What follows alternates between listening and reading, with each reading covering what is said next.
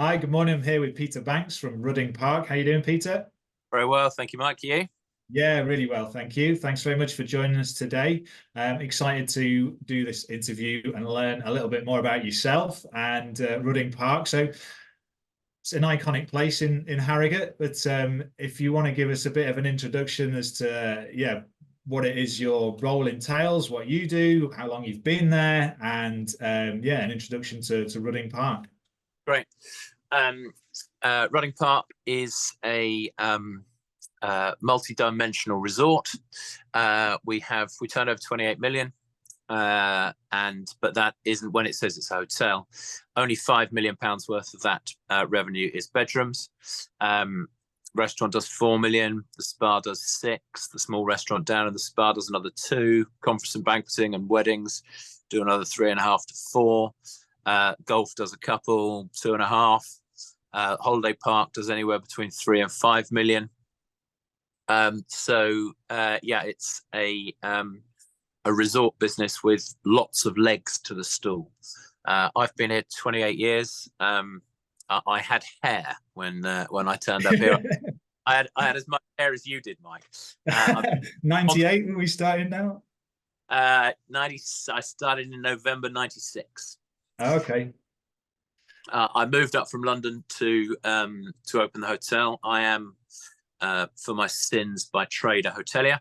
Mm-hmm. And I moved up to open the hotel. It was a non-residential conference and banqueting venue when I arrived.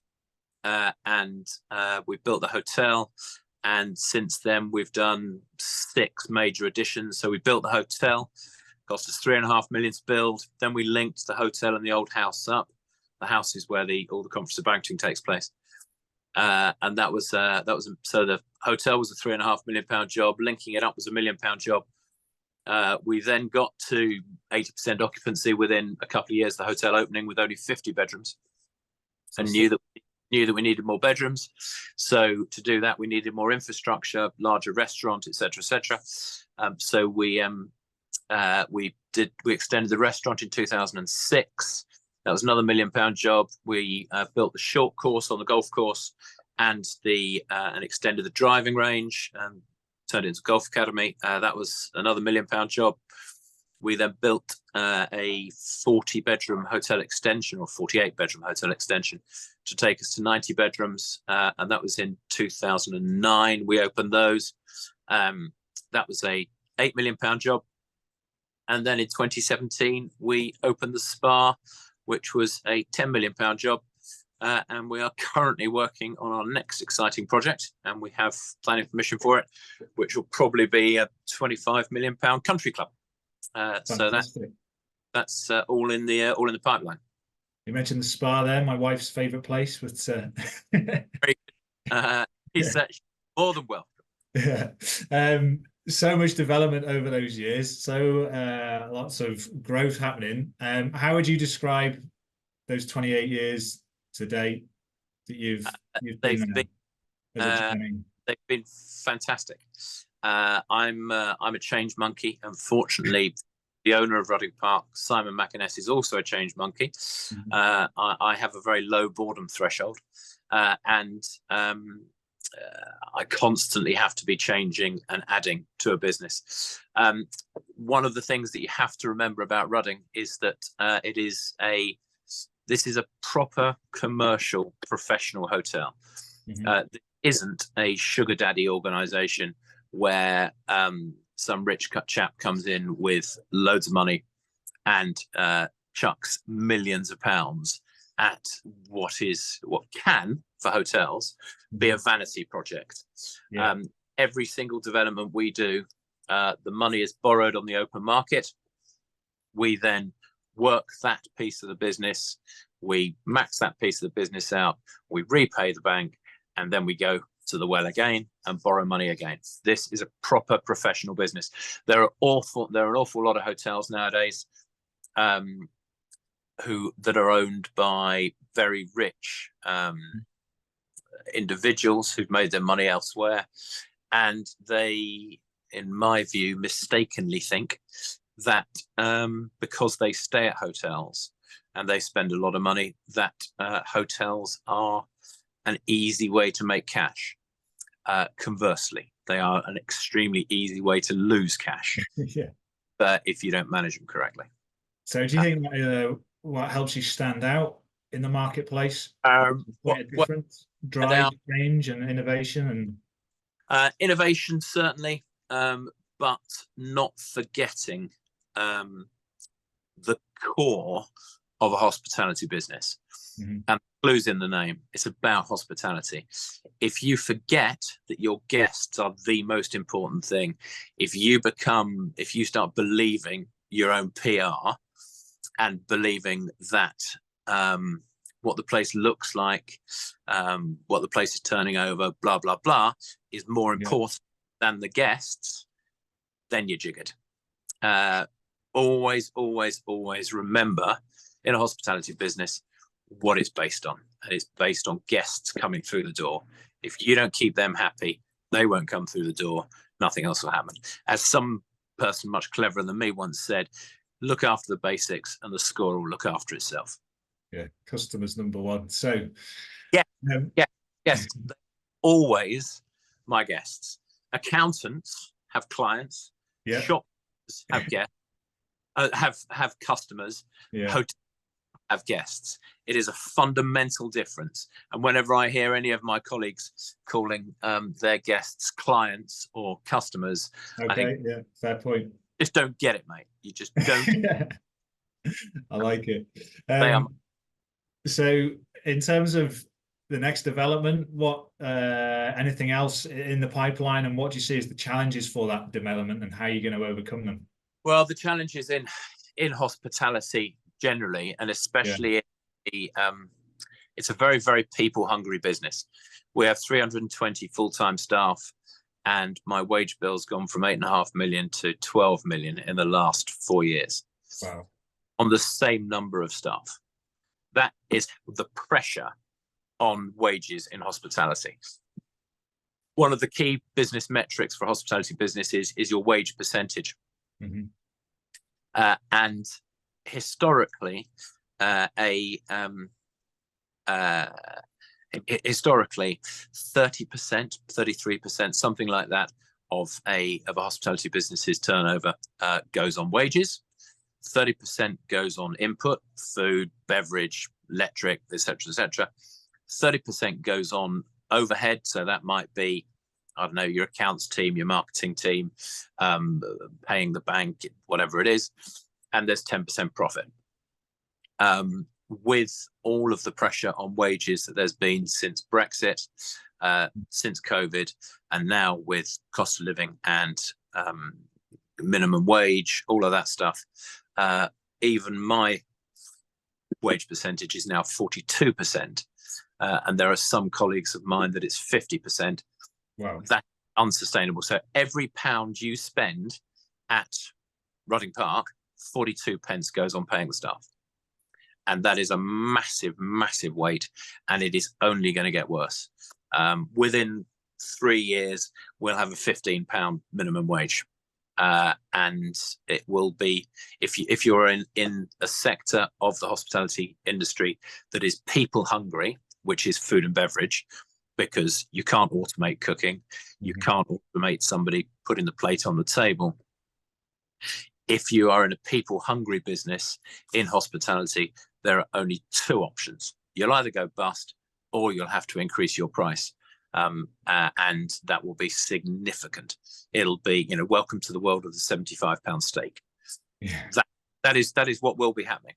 It will happen. So as chairman, managing director, whatever the hell my title is, as the person in charge, we have to be looking at developing parts of the business that are not people hungry. That are not labour hungry. So the country club is a membership model rather than a service space model. Right. Okay. And that membership model means that it is more people light, and the guests entertain themselves, whether that's by playing tennis, playing golf in the spa. All of those things actually don't require so many people. We have to be moving away. We have to be rebalancing our business. Of our 28 million pounds turnover, 11.5 million is food and beverage, which is hard graft, and is low profitability. We have to be rebalancing the business away from that to something that is less people hungry. And how did you come up with that model then? Is that something that was inspired? Was it internally driven? I wrote a report for the owner of the business, Simon McInnes, in 2004 that basically gave him three options. The first option was that we were at the top of the market, we were full, we were top of the market price. There was nowhere else to go. In a service-based model, when you're full and you're at the top of the market price, there's very limited growth. There's very limited headroom. So I said, we can either give it a lick and a promise and accept that probably in the coming years, we will decrease in profitability because wages will start to outstrip our ability to increase revenue. We can sell now because I thought that in 2004 that it was top of the market price. I was probably 2 years too early. 2006 was the top, but anyway, it doesn't matter. Or we can invest properly for the long term. And hospitality is a long-term investment. It's not a chuck a load of money at it and make a return. It's a generational game. If you get it right, then it carries on producing cash, but not much, but year after year after year after year after year. Unfortunately for me, he decided to invest for the long term. And I said what we needed was more bedrooms. We needed to do something else on the golf. We needed a spa, and we needed a country club. So the country club is the final piece in that jigsaw. I've looked down south and at all of your Hurlingham clubs and your Stoke Parks and your Wentworths and Roehampton clubs and all of those. And if it works in Surrey and London, why shouldn't it work in Yorkshire? Is where it came from, and then it's been accelerated by the wage pressure. So it's something that we knew we wanted to do, but it's something that now is a financial imperative. And frankly, we've got the space. We've got 300 acres to go at, and there is nobody doing that around here. We'll have tennis, we'll have golf, we'll have spa. We're building a separate children's area, literally a separate children's zone. So the swimming pool in the main place, although there'll be gym, all the rest of it in the main building. But then there's a separate children's building that have a separate children's pool and a cinema and a climbing wall or whatever it is we do. So literally, you'll have a family membership, and you'll be able to go to the club on a Saturday. Somebody will be able to play tennis. Somebody will be able to play golf. The kids will go to the creche or go to swimming lessons or whatever it is, and you'll be able to eat there and it'll all be under one roof. Nice, fantastic. So I'm going to move on to yourself now and ask a little bit around your biggest business lesson. So in the experience that you've got, all the years that you've been there, I appreciate it may be difficult to pick one out, so feel free if one turns into two or three. But I'll ask the question about what's your biggest lesson in business that you've learnt to date that you could pick out? I as well as running Rudding, so it's sort of hand in hand. I bought my own little restaurant with rooms in Southwold in Suffolk in 2006. Nice place. Yes, lovely. And I went all in. I put my house into it and everything. And then, of course, 2007 came. And I won't bore you with the detail, but I was with NatWest, and I got put into the special measures branch of the bank, the old special needs area, and they tried to take me down. and so I had to play the old cash flow game, and it was pretty brutal. That was probably where the hair loss started, to tell you the truth. Yeah. So if you're going to borrow money, don't put it all in. Don't risk it all on black, because it might come up red. And at Rudding, Simon's always been very, very sensible, and he's never allowed us to borrow more than is workable. Yeah. Don't put your family, your house, all of the rest of it on a turn of black or red. It comes at a very high personal cost. It worked for me, by the way. I owned it for 8 years, the place. I ended up selling it I got out absolutely clean, and I had a development property on the site that I've developed and still got and rent out as a holiday home. And I've got a very nice 3-bedroom cottage in Southwold that is London Easterville, and is worth a bob or two. So it worked for me, but it wasn't without stress. Sure. Go for the Rudding model. Don't overextend. Organic growth. Make sure you're in control. Banks are all over you when they want to lend you money.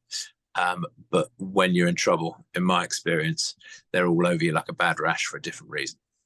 Great lesson shared, great experience shared. So thank you for that.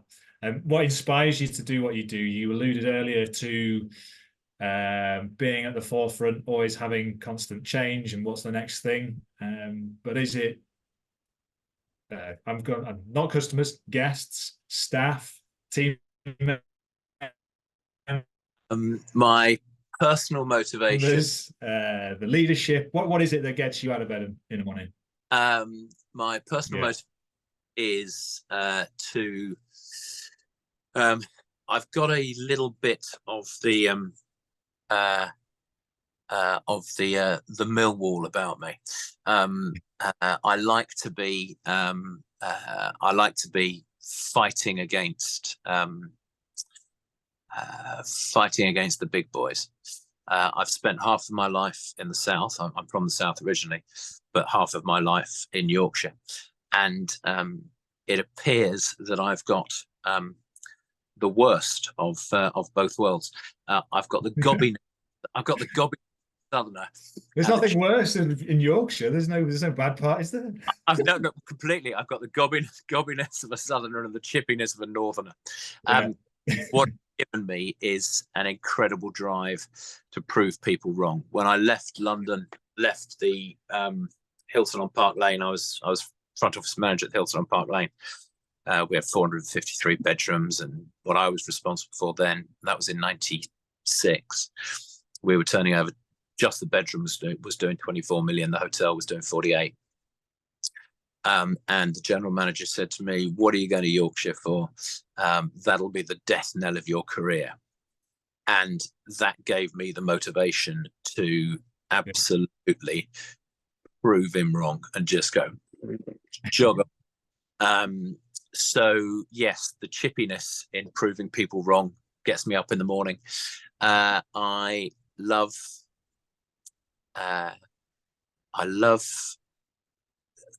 the fact that my personality can have such an impact on so many people.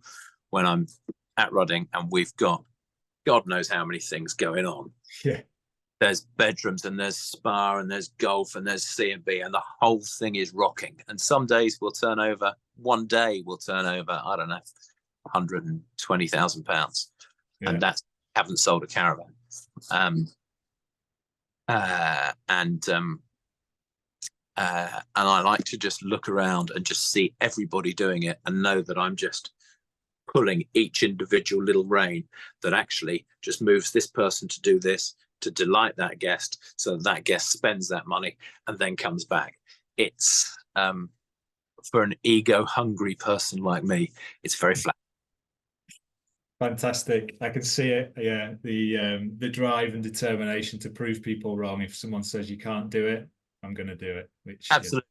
And unfortunately for me, I landed in Yorkshire where that seems to really resonate. And I love it in Yorkshire, and I love the fact that Yorkshire people are like that. Northern it's, culture. it's a great place. Fantastic. Peter, an absolute pleasure talking with you. Thank you very much for sharing all that you have. And yeah, I wish you all the best for the future of the business and the next development of the country club.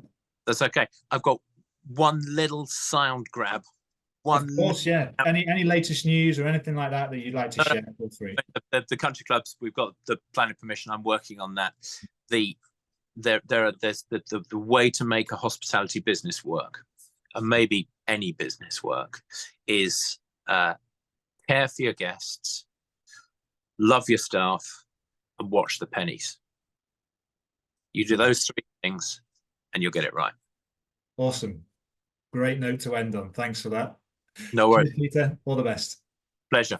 Cheerio.